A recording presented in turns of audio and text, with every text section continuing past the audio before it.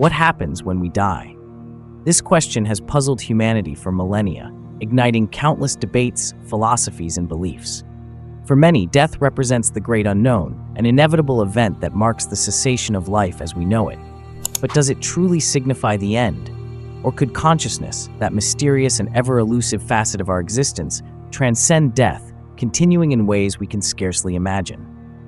Over half of the global population believes that death is not the end, but merely a transition into something beyond. Yet, in academic circles, these beliefs are often dismissed as wishful thinking, a byproduct of our fear of death and our inability to comprehend the end of experience. I, too, have struggled to grasp how this vast universe could be structured in such a way that it preserves our consciousness beyond death. Personally, I'm not religious, but I find it difficult to fully dismiss the possibility of survival.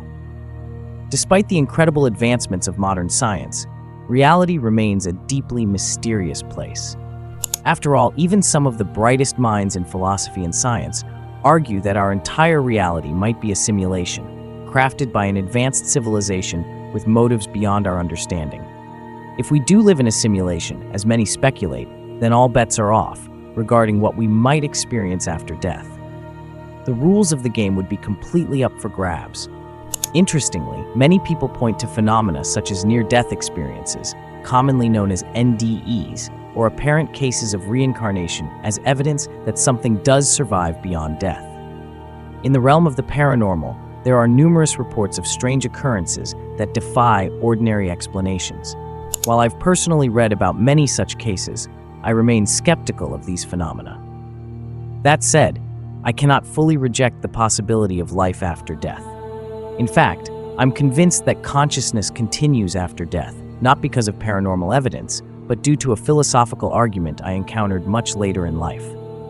This argument, which we'll explore in depth today, suggests that consciousness is immortal. The notion that death represents a true end to conscious experience is, according to this argument, an epistemic illusion. Rather than oblivion, we can expect a continuous existence, although it might be in the form of another conscious being. This might sound like reincarnation, but it's a much more nuanced idea that transcends individual identity. The argument I'm referring to originates from philosopher Thomas Clarke and can be found in his essay titled Death, Nothingness, and Subjectivity. Clarke begins by addressing a common misconception shared by many secular and scientific thinkers, that if death is the end of experience, the dying individual should anticipate being cast into an eternal void of nothingness.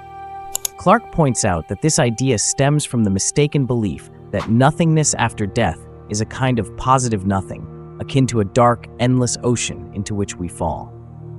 This, Clarke argues, is a fundamental error. Secular thinkers often imagine nothingness as if it were a tangible state of being, a situation where an individual is plunged into an eternal void. Yet as the Greek philosopher Epicurus wrote over 2 millennia ago, death is nothing to us. When we exist, death is not, and when death exists, we are not. In other words, death is not an experience we can have, rather it is the absence of experience altogether. When we dispense with this flawed notion of nothingness, a strange and counterintuitive picture of immortality begins to emerge. Before diving into Clarke's argument for the immortality of consciousness, it's essential to understand a fundamental truth about conscious beings, what Clarke refers to as personal subjective continuity. This concept hinges on the fact that, as conscious beings, we experience our lives as one uninterrupted sequence of awareness. While there are moments in life when we are unconscious, such as during dreamless sleep or under anesthesia, these unconscious periods do not exist for us as experiences. In essence, we bridge the gaps with our own subjectivity, experiencing life as one continuous stream. Clarke emphasizes that it is in our nature as conscious beings to always exist to ourselves.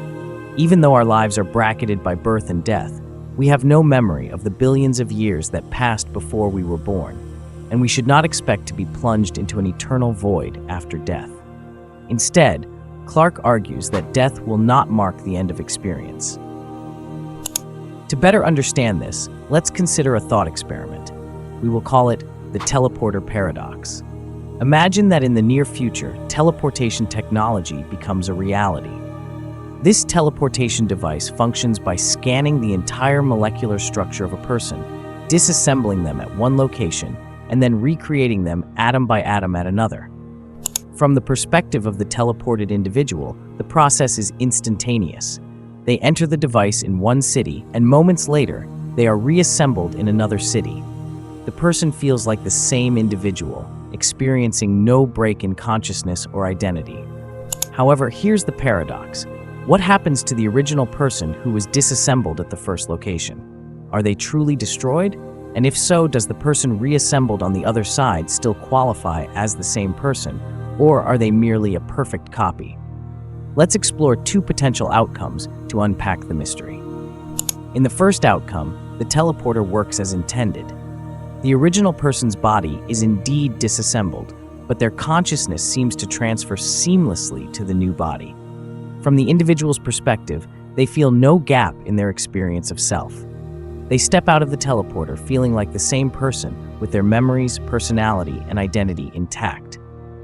However, does this suggest that our sense of self is simply an illusion tied to a particular arrangement of atoms? If every part of you is replicated exactly as it was before, is the copy indistinguishable from the original in terms of subjective experience?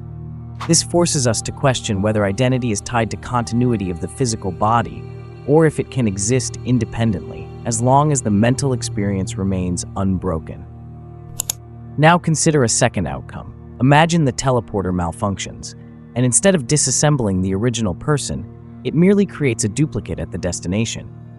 Suddenly, there are two versions of the same person, both with the same memories, personality, and sense of self. From the perspective of each individual, they both feel like the real one. This scenario poses profound questions. If both versions believe they are the same person, then who is the true individual? Or does the notion of an authentic self become meaningless when identity can be copied and duplicated? The teleporter paradox challenges us to reconsider what it means to be a continuous, conscious self. If identity can be replicated and multiple versions of the same individual can exist simultaneously, it suggests that our understanding of selfhood is more fluid than we might have initially believed. The paradox reveals that the I that we take for granted might not be as tied to a single body or moment in time as we assume, but rather a state of consciousness that can, under certain conditions, persist beyond physical constraints. This also challenges the traditional view that death represents an absolute end. Instead, it suggests that, like in the teleporter paradox, consciousness may continue in some form, regardless of the specifics of the being that experiences it. Clarke's argument leads us to a profound realization.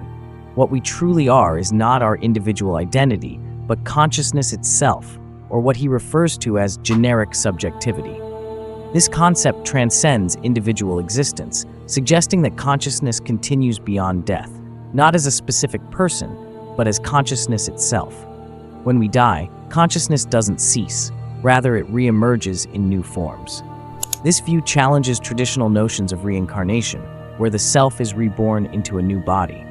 Instead, Clarke's argument implies that consciousness, in a more fundamental sense, continues as an unbroken stream, regardless of the form it takes. The birth of any new conscious being can be seen as the continuation of the same consciousness that existed before. The neuroscientist Sam Harris echoes this idea, stating that the birth of any conscious being after your death is, in some sense, deeply analogous to your own rebirth. As long as consciousness exists somewhere in the universe, your survival of death is, in a sense, guaranteed. If consciousness is indeed our primary identity, transcending individuality, then this revelation carries profound ethical implications. It challenges many of the norms and practices we take for granted. For example, if we are all connected through this shared continuum of consciousness, what does that mean for violence, punishment, or suffering? If there is no fundamental separation between you and me, between one conscious being and another, then harming another being is akin to harming ourselves. As philosopher Magnus Vinding notes in his book, You Are Them, this recognition of our shared consciousness demands that we rethink how we treat others. Our goal should be to reduce suffering wherever possible and to facilitate positive conscious experiences for all beings. This ethical imperative becomes even more pressing when we consider that consciousness, by its nature, never ceases. We are all in this together, for better or worse. In the end, Thomas Clarke's argument for the immortality of consciousness offers a compelling alternative to traditional views of life after death. By dispelling the myth of nothingness and recognizing the continuity of consciousness, we come to see that death is not an end but a transformation. We are, at our core, consciousness itself, a shared, continuous stream of awareness that transcends individual existence. Death, as we understand it, is an illusion. While we may experience it from the outside as an abstract concept, we will never experience it firsthand. Instead, we continue, always and forever, as consciousness. For those who fear the end, this perspective offers a strange comfort. There is no life after death, because in truth, there is no death. Consciousness persists, and in that persistence, we are immortal.